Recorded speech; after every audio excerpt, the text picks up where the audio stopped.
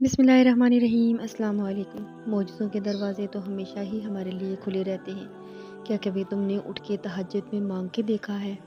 तहज्जुद तो खुद एक बहुत बड़ा मौजज़ा है।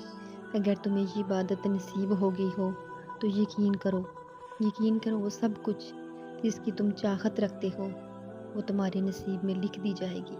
तब तक तुम्हें तब तक तुम्हें सिर्फ ये यकीन रखना होगा कि वो क्या वाकई मौजज़े होते हैं। बस थोड़ा सा सब्र और कर लो, थोड़ा सा और कर लो। यहाँ तक भी तो सब्र करते ही आए हो ना, यहाँ तक तो सब्र किया ही है ना, अपनी दुआएं मांगी ही हैं। क्या पता तुम बेसब्रे हो जाओ और तुम्हारा वो वक्त करीब है हो जिस लम्हे तुम्हारी तकदीर बदलने वाली हो, तुम्हारे सामने मौजज़े हो। इसलिए सब्र को कभी नहीं छोड़ना चाहिए। ये तुम्हारी आजमाइश है, इसके बाद तुम्हारे लिए हर कदम पे आसानी होगी।